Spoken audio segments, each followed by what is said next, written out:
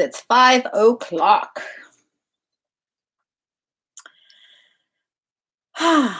So welcome. I don't know if anybody's here yet, but welcome to History Happy Hour. This is a time of the week that the Rye Board of Directors, we take turns reading a little bit from Rye's history. And Rye has such a rich history.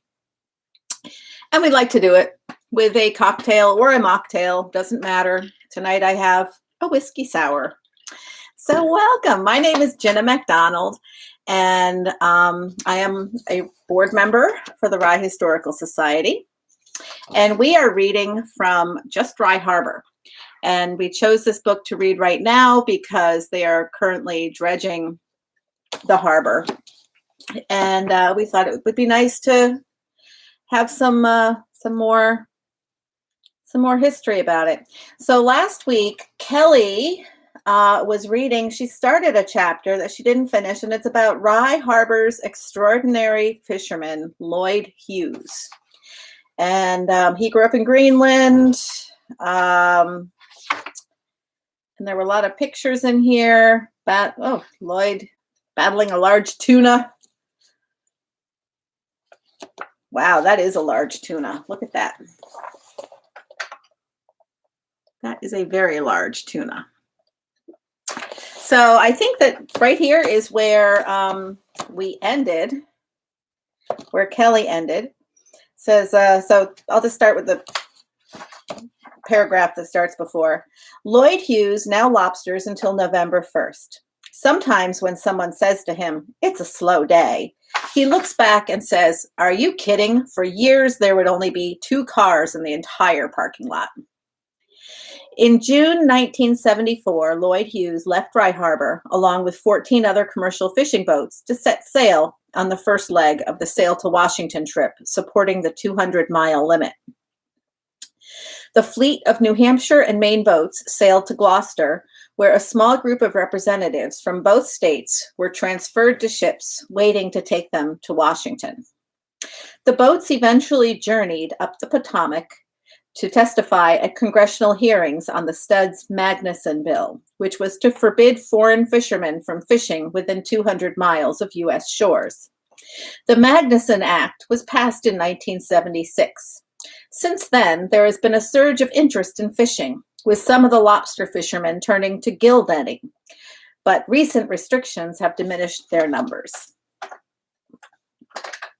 In a Portsmouth Herald Tracks and Trails column from the early 1970s, Carl Akerley writes, "Lloyd Hughes of Rye is one of New Hampshire's few real commercial fishermen who makes his living from the sea with nets, trawls, harpoons, etc.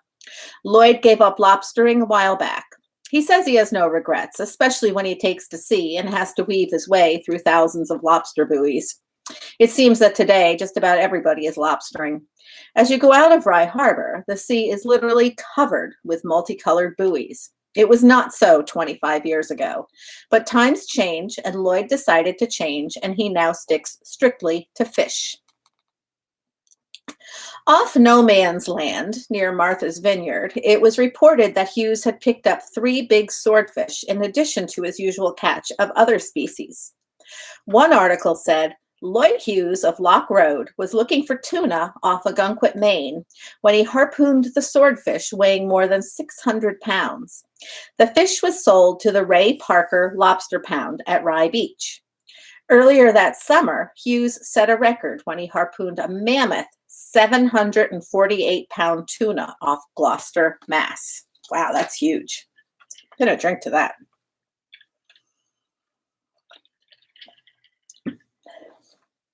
Off the New Hampshire coast, he caught 6 large tuna with the harpoon, as well as some with the hand line. Hughes said in his interview that he preferred the harpoon because it made it faster to land fish.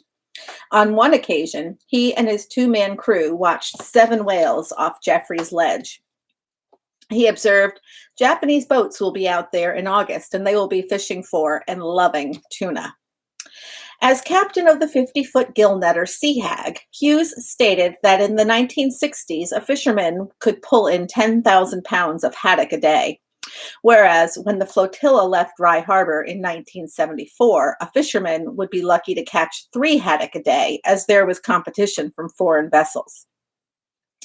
The Manchester, New Hampshire Union Leader flashed this headline in its October 17, 1972 edition. East German fleet off Isles of Shoals, trawlers harried, nets stolen. Commercial fishermen out of Rye Harbor and Newburyport, Massachusetts, had been reporting harassment and equipment damage from a fleet of foreign vessels off the New Hampshire coast. Wesley Powell, candidate for the U.S. Senate, appealed to President Nixon for action to deter what Powell called the Soviet fishing navy from molesting New Hampshire fishermen. Congressman Louis C. Wyman called for Congress to extend the 12-mile limit and demanded that the Coast Guard and U.S. State Department move to halt foreign encroachment in American waters by strictly enforcing the current limit. The Coast Guard cutter Active, patrolling off Cape Cod, was recalled to this area to help enforce the 12-mile fishing limit. Aboard the cutter was a representative from the Portland, Maine office of the National Fisheries Department. A Coast Guard spokesperson said that attempts to board foreign vessels and inform them of the presence of American fishing equipment in the area might be made. An amphibious helicopter working with Active increased its surveillance of the foreign vessels. Sightings of foreign vessels on October 16th were made in the Jeffreys Ledge and Platts Bank areas 25 to 40 miles offshore. But reports of sightings closer to land had been made earlier. Said veteran fisherman Hughes, "I counted 30 vessels and they were all steel boats. They included a tank boat, a tugboat, and a factory boat." Hughes said he was told this fleet had previously been in the Georges Bank area. As a precaution against damages to equipment, Lloyd Hughes had moved his nets to 7 or 8 miles off the coast. But he added, "I moved my nets to where the fish are worthless. Today I caught about 1,000 dogfish, sand sharks, and we usually get a 4,000 to 6,000 catch of pollock and cod a day. If they don't extend the limits, we're going out of business." Hughes added that a few weeks earlier, off Boone Island near York, Maine, the 90-foot American dragger Rose and Marie was run over and destroyed by a West German ship. Newburyport fisherman Shiner Stevens reported that he had 22 long gill nets destroyed by the foreign fleet over the weekend, which would require $8,200 to replace. Local nets are often marked with buoys and radar reflectors. The October 17, 1972 Union News article reported that Al Gorin, Jr. of Hampton, spotted a fleet of 22 foreign vessels in the area of the Isles of Shoals on a recent day. And his dad said, "Something has to be done, and it usually takes incidents like these to get the interest of the proper officials." The father added that he had sighted Russian, East German, and Cuban boats, among others, off the New Hampshire coast every day, scooping up the smaller fish and processing them on board. Lobstermen off the Isles of Shoals also reported the theft of 40 lobster boxes and some nets by crews of foreign fishing vessels. Now I'm going to have a sip. Wet the whistle. Hughes said in June 1974 that there were very few Russian trawlers off our coast. It was mostly East and West German boats with some Japanese. These trawlers were mainly after herring and mackerel. Since cod like herring, this left them with nothing to eat, and they were going elsewhere. In late May 1974, cod fillets were selling for $1.39 a pound on the open market, but fishermen were only getting 13 cents a pound of that money. Hughes consistently and strongly feels there is a great push by sports fishermen to do away with commercial fishermen. He quotes an article where the president of the Coastal Conservation Commission of New Hampshire says that commercial fishermen bring in only $20 million a year, while sports fishermen bring $229 million annually into New Hampshire. When he started fishing, Hughes said, You just went out and caught all you could. Now you have to call when you go out and call when you get in. There are all sorts of licenses and logbooks, all sorts of limits. He says he would not want to be doing professional fisherman work today. A new Magnuson-Stevens Act was passed in 1996, and it has reduced the New England groundfish season for catching cod, haddock, and flounder by as much as 80%. Fishermen are now faced with total allowable catch, TAC, and days at sea, DAS, regulations. Hughes turned mellow when he talked of Martha's Vineyard, where he used to go summers during the 1970s. Let's see, here's a couple pictures. This Lloyd Hughes unloads a large catch from Sea Hag at the pier. There. Couple photos of fish.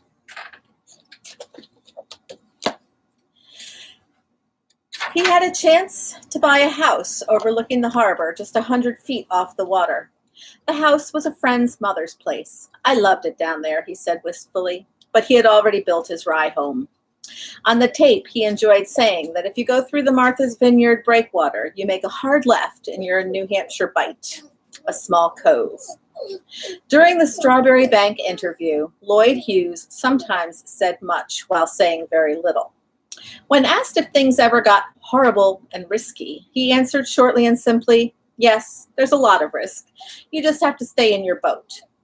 When asked if he had experienced any adventures, Lloyd again replied simply, it was all a big adventure. When asked if there was any bad weather, he chose to relate only one incident.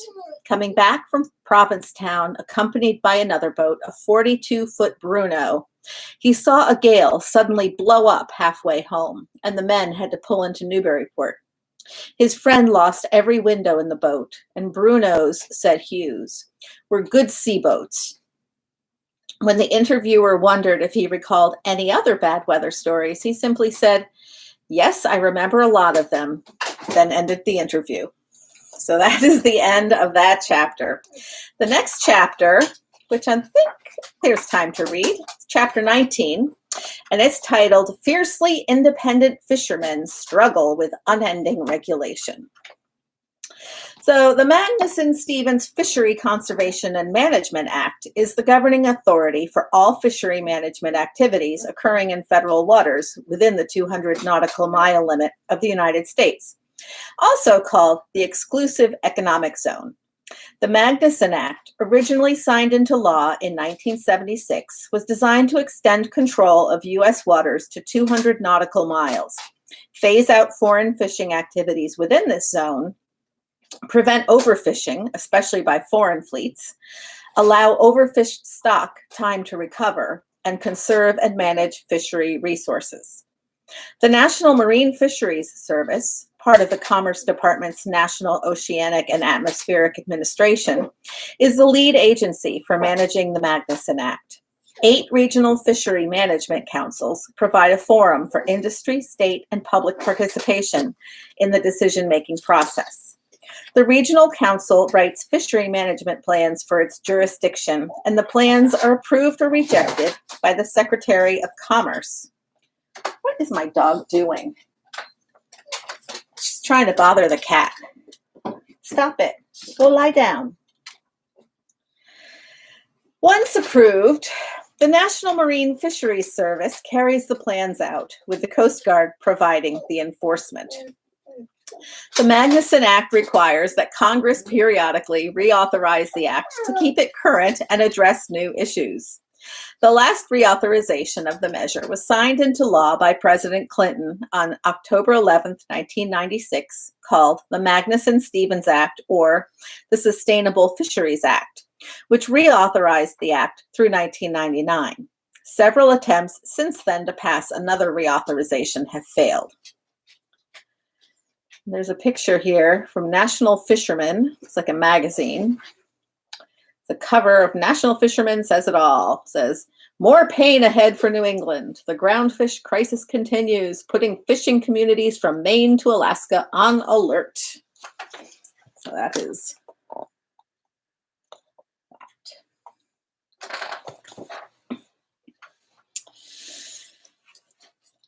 that. Okay, before the Sustainable Fisheries Act, overfishing went unchecked because social and economic factors took precedence over the protection of fish and shellfish populations.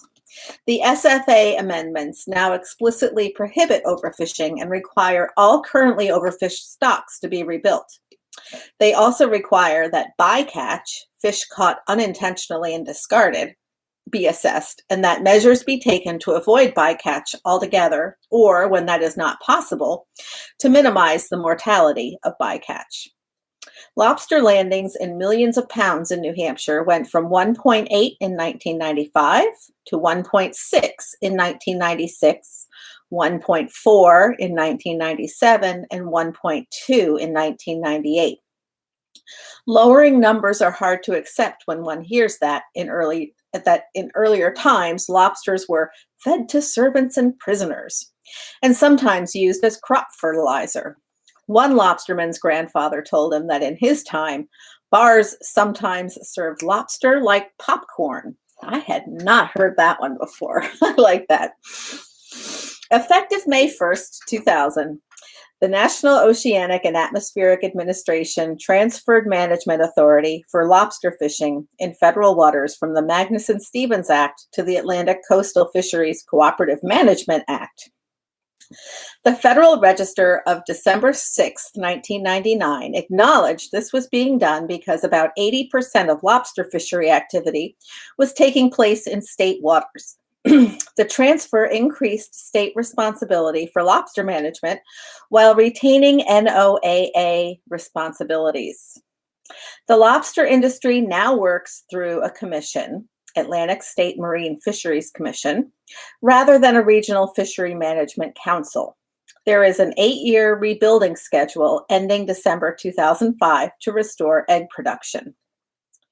New Hampshire has about 40 lobstermen with full commercial fishing licenses and 300 with limited commercial licenses. There has been a federal moratorium on new permits since 1995. In 2001, New Hampshire lobstermen with full commercial licenses could fish with up to 1,200 traps, 800 in federal waters and 400 in state waters. Far less than the 2,000 limit they had a few years ago. Those with limited commercial licenses could fish using up to 600 traps. The 1,200 traps allowed is more than most states, which limit the number to 800 total.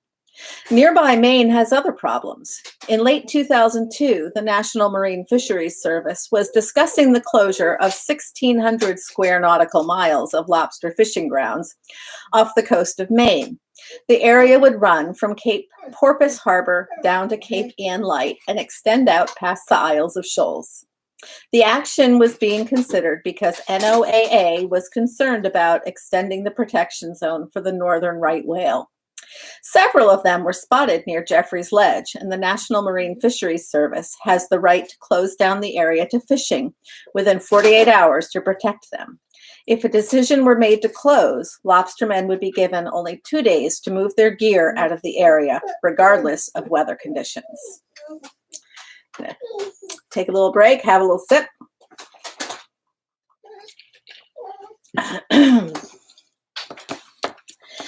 Maine lobstermen have up to now been doing well, and their recent catches, a record 62.3 million pounds in 2002, have been triple what was caught during the 1980s. But they worry that the big-clawed American lobster, prized for its delicate, sweet flesh, has been declining in numbers off the Massachusetts and Connecticut coasts. They worry that the decline is beginning to touch the waters of the southern Gulf of Maine. Some blame the decline on warming waters. So they were talking about that back in, this was written in the 70s, I think. No, not in the 70s, because when was this written? 2005. So 15, 16 years ago, they were already a bit concerned about the warming waters. In 2001, the Conservation Law Foundation brought a suit against the National Marine Fisheries Service, claiming that overfishing was running rampant in spite of strict federal rules. Federal Judge Gladys Kessler then cut back fishermen's number of days at sea and closed more areas to fishing. Under a court-imposed deadline to make the already strict Amendment 13 tougher and to fulfill conservative objectives while ensuring the health of the fishing industry, the National Marine Fisheries Service instituted a new management plan at a fiery meeting in November 2003 to help bring back fish stocks over the next 10 years. A much tougher Amendment 13 went into effect May 1st, 2004.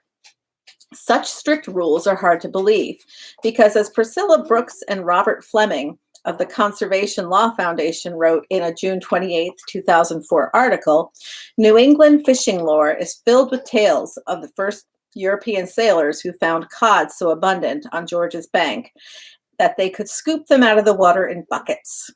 By the 18th century, cod had propelled New England from a struggling colony to an international economic power. But the George's Bank cod population declined 80% between 1978 and 1995. In May 2004, immediately after the strengthened Amendment 13 went into law, the Conservation Law Foundation in weeks went back to court to make the regulation even more stringent. The foundation demanded a final end to overfishing of threatened fish stocks and the creation of still firmer measures to minimize bycatch. The National Marine Fisheries Service itself estimates that 2004 losses in revenue for the New England fishing industry due to Amendment 13 will be between $95 million and $217 million. Fishermen are having their days at sea cut back 20% so that there are only 50 days a year they can fish. As an example of the dramatic changes, one Maine fisherman who was allowed to fish 252 days a year in 1995 now has 75 days to make a living. If fishermen sell their boats and leave the industry, their permits can be sold to other owners. However, days at sea that are sold are subject to a 40% conservation tax, with those days going back to the government. A fisherman would therefore only be able to sell 30 of his 50 days to someone else. A days, A's in quotes, are to be used on any ground fish species in designated areas, primarily codfish. B days are to be used only on non-threatened species such as pollock, Gulf of Maine and George's Bank haddock, George's Bank yellowtail flounder, monkfish, redfish, and Gulf of Maine winter flounder. And C days are frozen to be given back to fishermen if fishing stocks are successfully rebuilt to healthy levels.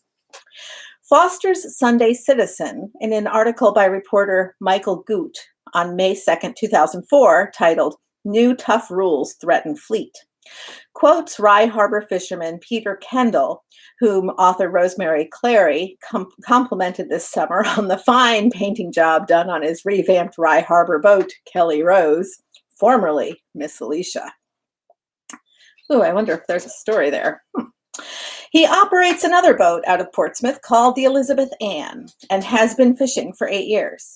Kendall says that fishermen lost a month of fishing with the new rules. Everybody's worried. I think a lot of boats might go out of business.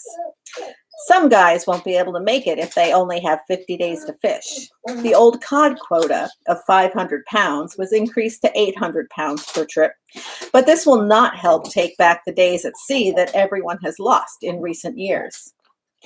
One of Peter's boats has been allotted 52 days and the other 50, down from 70 days on both last year. Kendall believes the fishing stocks are coming back, especially haddock. However, the average price per pound is 60 cents because there's no infrastructure and no market to handle it. The selling houses have been going out of business with the fishermen. It's getting tougher and tougher. We all worry in 5 years from now when there will be double the amount of fish around and there will be no one around to buy it. Kendall is on the board of directors of the Portsmouth Fishermen's Cooperative, which has struggled with closings and openings as it keeps having to change its ways of doing business.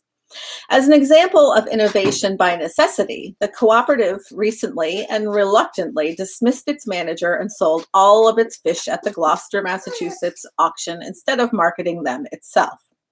We'll know by next winter if it worked. If it didn't work, then the co-op might have to close down. before we closed down for a couple months at a time and managed to open back up.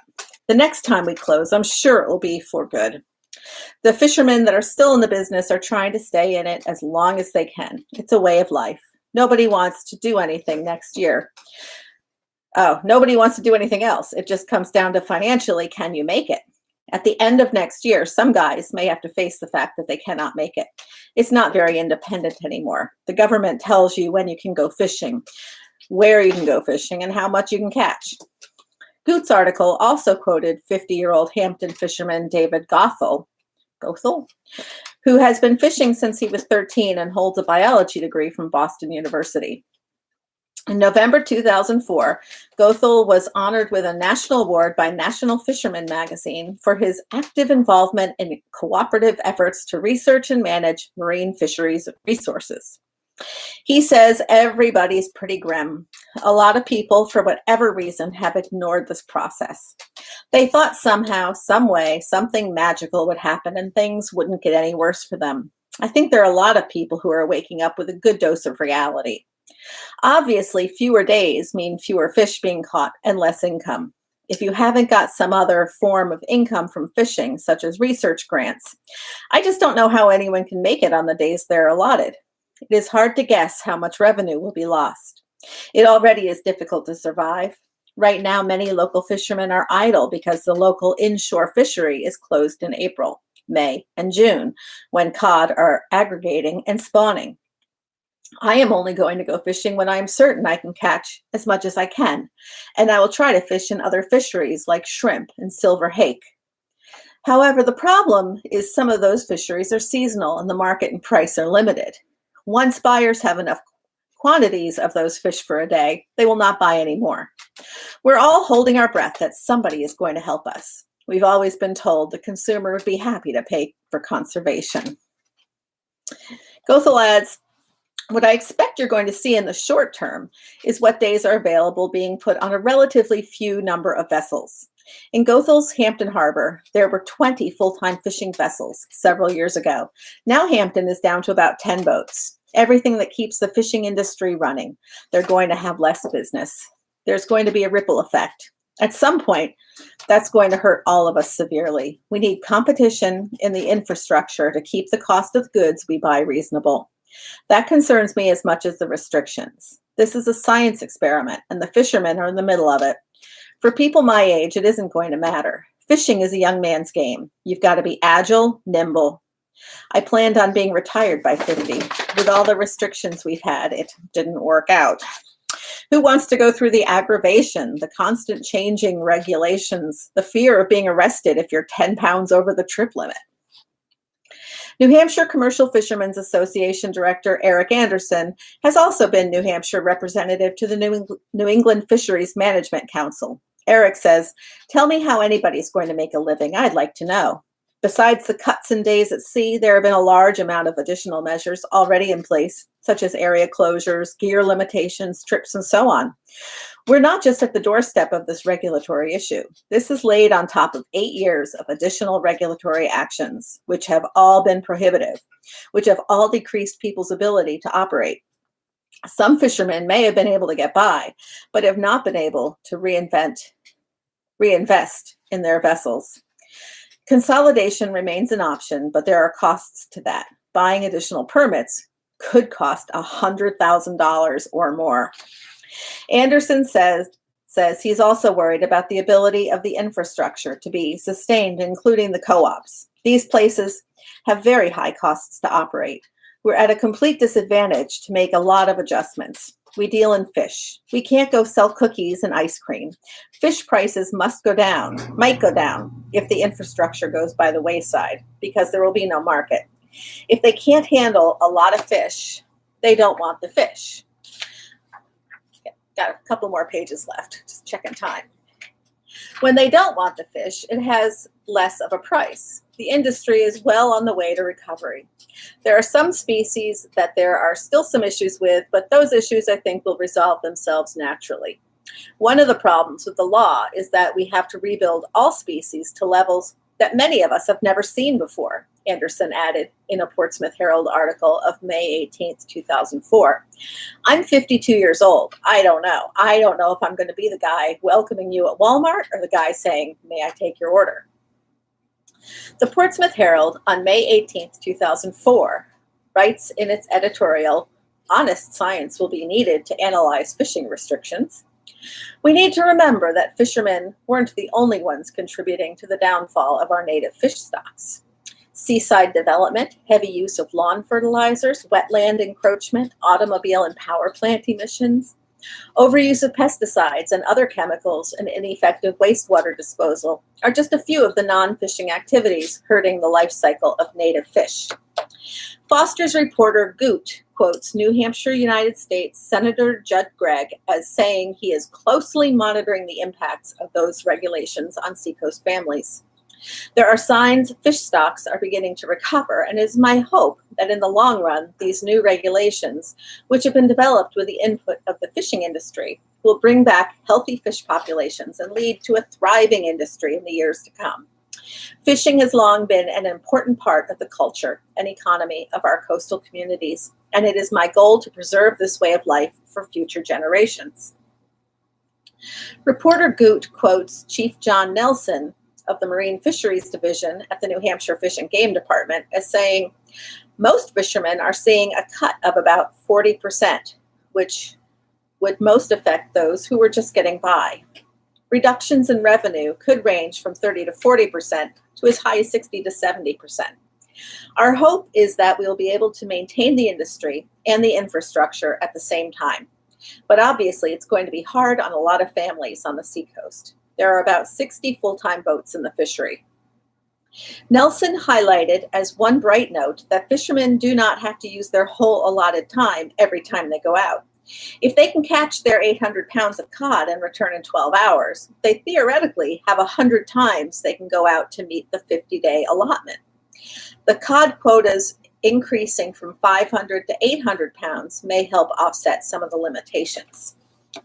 Nelson said that the status of bee days is still being determined. Among the concepts discussed are bee days in special areas such as haddock and yellowtail flounder in Georges Bank off Cape Cod.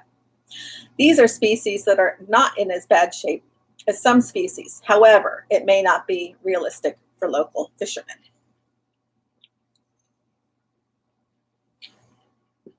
The Foster's reporter then quotes Michael Richardson, general manager of New England Marine and Industrial, which sells fishing equipment. For every boat that's taken out, that's going to put a captain and crew out of business.